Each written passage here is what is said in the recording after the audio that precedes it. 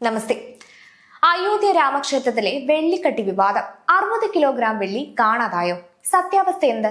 അയോധ്യയിലെ രാമക്ഷേത്രം കോടിക്കണക്കിന് ഭക്തരുടെ വിശ്വാസത്തിന്റെ പ്രതീകം. വർഷങ്ങളായുള്ള കാത്തിരിപ്പിനും വലിയ പ്രക്ഷോഭങ്ങൾക്കും ശേഷം യാഥാർത്ഥ്യമായ ഈ ക്ഷേത്രം ഇന്ന് ലോകശ്രദ്ധ നേടിയിരിക്കുകയാണ്.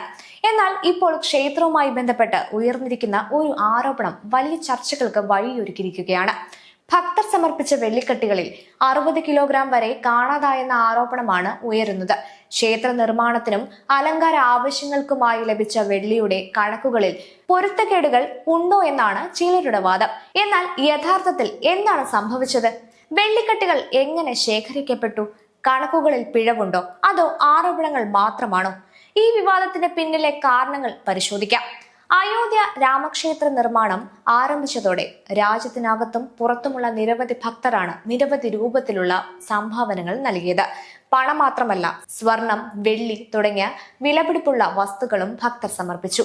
പലരും അവരുടെ വിശ്വാസത്തിന്റെ ഭാഗമായാണ് വെള്ളിക്കട്ടികൾ ക്ഷേത്രത്തിന് നൽകിയത്.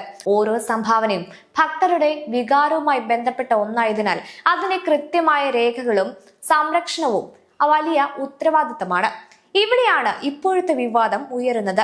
ലഭിച്ച വെള്ളിക്കട്ടികളുടെ എണ്ണം, ഭാരം, സംവരണ രേഖകൾ എന്നിവയിൽ വ്യക്തത വേണമെന്നാണ് ചിലരുടെ ആവശ്യം.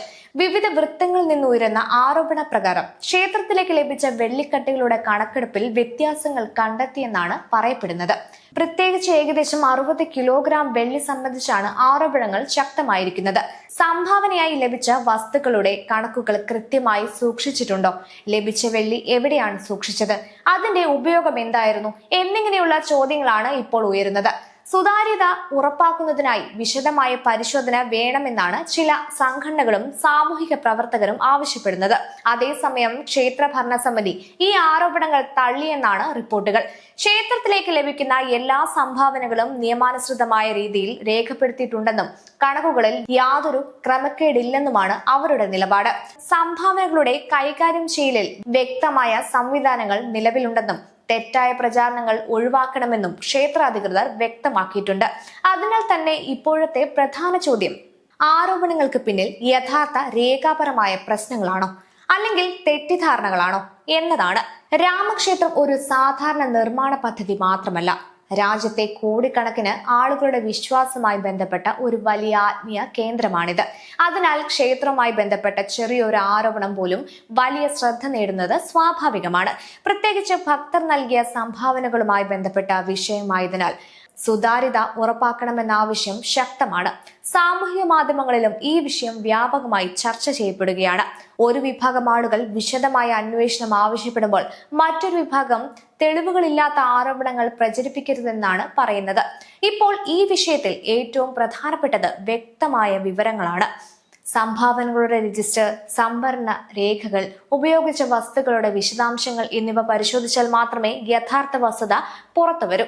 സ്വതന്ത്രമായ പരിശോധന നടന്നാൽ മാത്രമേ ആരോപണങ്ങളുടെ സത്യാവസ്ഥ വ്യക്തമാകുകയുള്ളൂ. ഒരു വശത്ത് ഭക്തരുടെ വിശ്വാസവും വികാരവും, മറുവശത്ത് സുതാര്യമായ ഭരണവും ഉത്തരവാദിത്വവും. ഇരുവരും സംരക്ഷിക്കപ്പെടേണ്ടതാണ്. അയോധ്യ രാമക്ഷേത്രവുമായി ബന്ധപ്പെട്ട 60 കിലോഗ്രാം വെള്ളിക്കട്ടി വിവാദം ഇപ്പോൾ രാജ്യവ്യാപക ചർച്ചയായി മാറിയിരിക്കുകയാണ്. ആരോപണങ്ങൾ ശരിയാണോ തെറ്റാണോ എന്നത് വ്യക്തമായ തെളിവുകളും അന്വേഷണവും മാത്രമേ തീരുമാനിക്കൂ.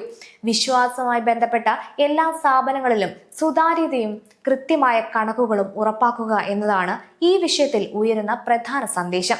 ഈ വിവാദത്തിൽ ഇനി വരുന്ന നടപടികൾക്കും വിശദീകരണങ്ങൾക്കും വേണ്ടിയാണ് എല്ലാവരുടെയും ശ്രദ്ധ.